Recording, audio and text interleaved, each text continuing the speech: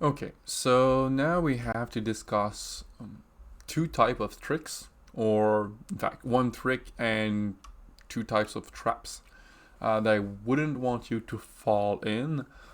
So, because that would cost you like a fair amount of time, and I do value your time.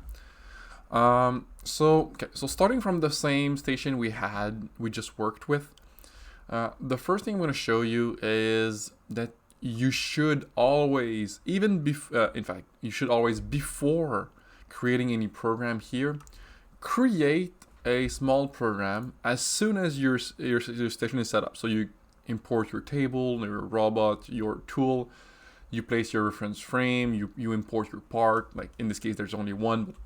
Let's extrapolate and consider that there might be like 15, 20, 30 parts or something like that. So you should create a new program first. Call it whatever you want, but personally, I always call it replace objects.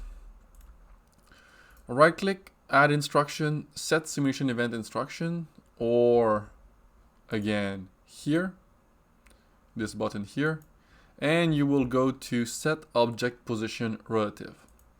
Select this, and here you have the list of all the objects in your station. So you can take the table and the box, select both using Control, and press OK. That will create a simulation event called replace objects. The goal of this is to be able to kind of take a snapshot or record the position of all the objects in your station and bring them back to this position whenever you want. So that's super useful as obviously an init when you start a station to make sure that the station is back to where it should be. So that's the first thing. But second thing, it's also very useful when you're programming, so that you can go and say, okay, I'm gonna go and create my pick A program. So now the object is here. But let's say that I want to put it back here to retest or something like that. I would have to pick the box here, bring it back to position A. Now it's not exactly at the same position, so I need to figure out exactly where it is. I know it by heart for this example here. But let's say that I'm doing that for 20 parts. That would take forever. I'm going to pick A. What I can do now is simply double click replace object, and the object will automatically go back to its original position. So I could go pick A, place B, replace object, the object goes back to its original position. So that's very, very, very useful. That will save you a whole lot of time doing just that little step before actually starting to program your station or program your program, if that makes sense. Yeah, so that's the first trick I want to show you. I'm using that all the time. That's really a time saver. Then if we open the pick and place folder here, you have two other stations, 03B, 03C, that we're gonna bring here like that. So you see here I have a replace object. I always have a replace object when I'm doing pick and place application. I had the same in the big Game Boy station. So if I start and I select pick part, so I have, okay, before I even do that, in this station we have one robot, or Doosan robot. We have one part here, simple rectangle, a tool, and a table. If I go and I select pick part, I'm gonna make that a bit slower. Replace object, go home, pick part, and it's picking the table. Why is it so? I'm gonna go replace object. So that's another reason why replace object is important. Sometimes you might pick objects that you were not intending to pick, or not trying to pick, in fact. So that will bring things back to the original position real quick. So that's super useful.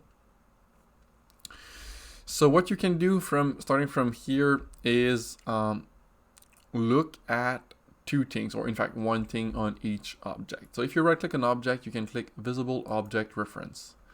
That will bring the 0 position. I'm going to hide these two. Here there was two targets, so the one to pick. So there's this reference frame here. This reference frame here represents the origin of that part when it was created using the CAD software. So in this case, SolidWorks, I believe I used. It was just a rectangle, doesn't matter much. So the origin was there.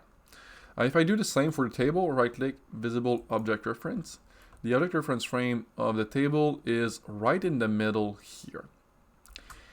If I go to my pick part in my attach to vacuum, modify, it's using the default station settings.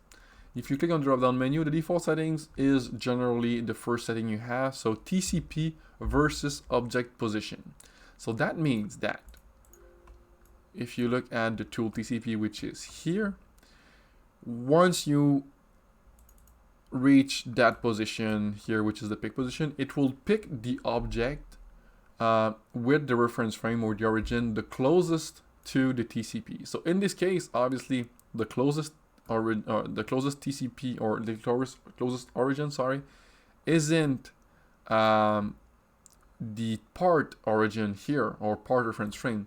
It's the table reference frame, which is just right here. So that means that if I launch that here, I'll be leaving with the table as the reference frame is right here. So very close to my actual TCP. So super easy. So first, this was the, let's say, the problem, and how to fix it is super easy. I can hide the object reference frame, so just like that.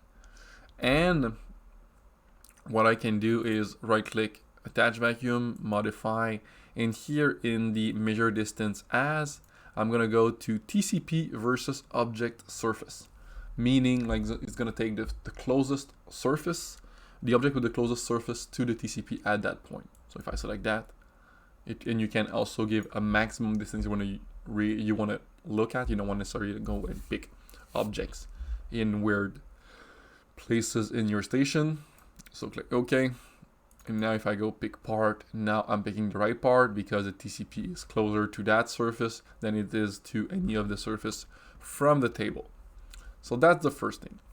Other similar issue you might face if you go to 03C,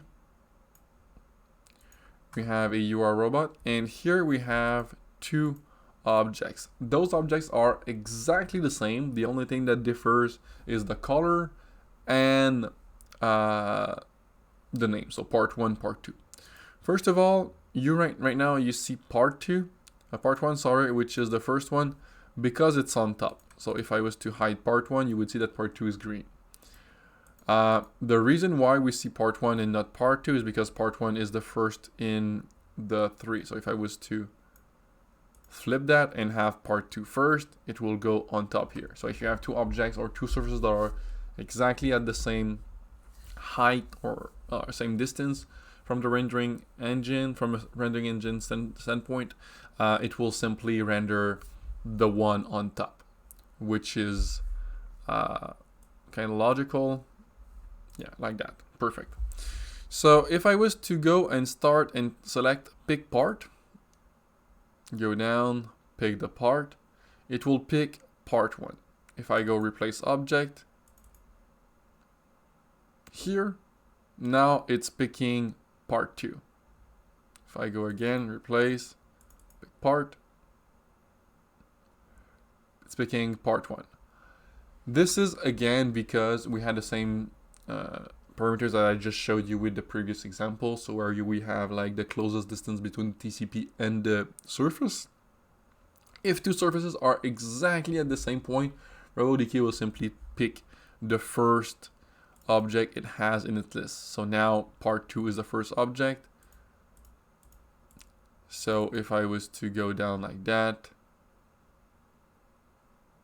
it will pick part 2. A way to differentiate between one or the other, if you really want to pick just one or just the other, right click, modify, you can go measure distance as, and here you can go TCP versus object surface again, but from a list. So you can really define which object you pick here. So let's go and let's pick part 2, even if part 2 is the second one here. If I do so like that, I'm picking part 2 even if it was the second in the list. So yeah, those are two small tricks that will kind of save you a lot of time if you ever need to do pick and place application.